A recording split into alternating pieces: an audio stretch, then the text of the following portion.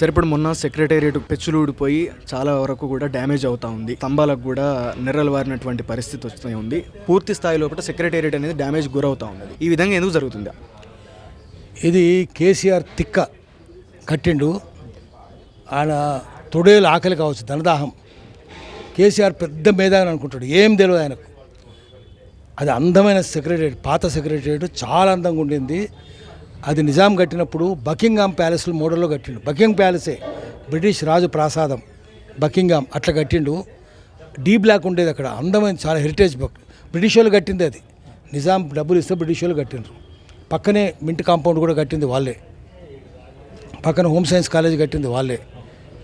నిజాం ఎందుకు కట్టుకుండంటే అక్కడ అది ఫైనాన్స్ డిపార్ట్మెంట్ కింద కట్టిండు. ఫైనాన్స్ డిపార్ట్మెంట్ ఉండేది పక్కన మింట్ కాంపౌండ్ కదా, చాలా అందంగా కట్టిండు. దాన్ని మన వాళ్ళు సెక్రటరీ కింద మలుచుకున్నారు స్వాతంత్రం వచ్చినాక. చెన్నారెడ్డి ఒక భవనమే కట్టిండు, కానీ తక్కిందంతా మొదటి నుంచి ఉన్నది. ఎంత పెద్దగా ఉండేది, ఎంత పెద్దగా ఉంది. చెట్టు, అడవి, తోటలు, దాని చుట్టూ డీ బ్లాక్, అందమైన బ్లాక్. అది చాలా అందమైన block. Prime minister, chief minister అక్కడే కూర్చునేవాడు. పక్కన క్యాంటీన్ ఎంతో అందంగా ఉండేది. మస్జిద్ కట్టిండు అక్కడనే. పక్కనే గుడి కట్టిండు. గుడి ఉంది దాంట్లో లోపల. ఆ పక్కన ఎలక్ట్రిసిటీ బోర్డు ఆఫీస్ ఉండే. ఎలక్ట్రిసిటీ బోర్డు 1908లో ఎలక్ట్రిసిటీ వచ్చింది. హుస్సేన్ సాగర్ ఒడ్డున, హుస్సేన్ సాగర్ థర్మల్ స్టేషన్, అది కూడా పక్కనే ఉండేది. ఇవన్నీ కాక నిజాంకి ఏంటంటే పక్కన మింట్ కాంపౌండ్ నుంచి కింగ్ కోర్టు దాకా అండర్ గ్రౌండ్ మార్గం ఉంది. 9 అడుగులు ఎత్తు. గుర్రం మీద కూర్చుంటే కూడా అంత ఎత్తు పెట్టినరు. ఎందుకంటే బంగారం సర్ఫక, దాన్ని అష్రఫీ అంటారు. అష్రఫీ అంటే బంగారు నాణాలు తయారు చేసేవాడు. అందుకని బంగారం పబ్లిక్గా పోవద్దని, రహస్యంగా పోవాలని పెట్టేవాడు. ఇది ఫైనాన్స్ డిపార్ట్మెంటు, పక్కన మింటు అంటే నాణాలు తయారు చేస్తారు. ఇప్పటికి మింటు, పాత మింటు ఉంది. అక్కడ నుంచి కింగ్ కోటి దాకా రహస్య మార్గం ఇప్పటికీ ఇంటర్ కనెక్షన్ ఉంది. హోమ్ సైన్స్ కాలేజీలో బిల్డింగ్ కడదామని తవ్వుతుంటే, పక్కనే ఉంటుంది కదా, తవ్వుతుంటే అవన్నీ బయటపడ్డాయి. సో అవన్నీ అందులో బంగారం ముందు ఎత్తుకపోదాం అనుకుంటే కేసీఆర్ తెలియదు. అందుకని తవ్విండు. కట్టింది అందుకే అందంగా ఉన్నది. దానికి వయసు కూడా ఉంది. ఎందుకు గుర్తు చేసినట్టు? తర్వాత హెరిటేజ్ స్ట్రక్చర్ని ఎట్లా కూలుస్తావు?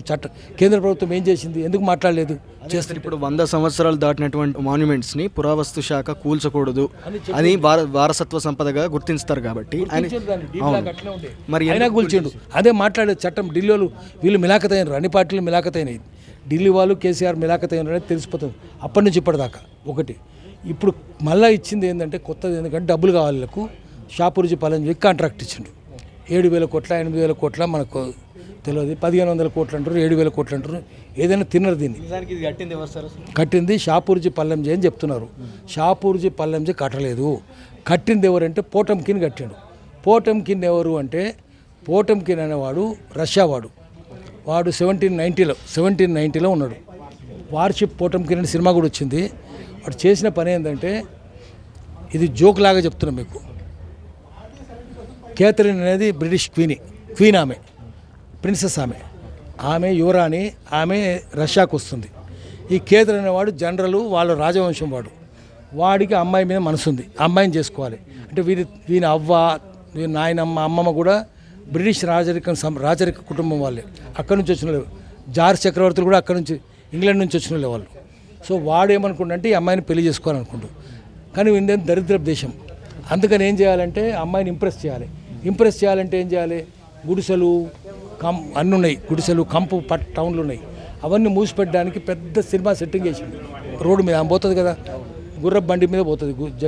పోయేటప్పుడు ఏం చేసిందంటే, ఆర్స్ క్యారేజ్ మీద పోయేటప్పుడు ఆ దారి నిండా సెట్టింగ్లు పెట్టిండు. సినిమా సెట్టింగ్లు, ప్లాస్టిక్వి. ఇప్పుడు సినిమా సెట్టింగ్లు కడతారు కదా, ఫైబరీ కట్టేసిండు. చూడడానికి మంచిగా ఉంటాయి, కానీ అది ఉత్త సెట్టింగ్ ఏముండదు. వెనక ఏముండదు, దాని వెనక ఏముండదు. అయితే చూసి అరే ఇంత అందంగా ఉన్నాయి, తిరిగి చూద్దామని అనుకున్నారట. బ్రిటిష్ రాణి వెంట వచ్చిన వాళ్ళు, యువరాణి వెంట వచ్చిన వాళ్ళు బ్రిటిష్ సైనికులు దిగి చూద్దామనుకుంటే రష్యా సైనికులు అడ్డుకున్నారట. మీరు రావడానికి వీల్లేదు, మీరు పోవడానికి లేదు, అడ్డుకున్నారు. సో ఆమెకు అనుమానం వచ్చింది, వాళ్ళకు అనుమానం వచ్చింది.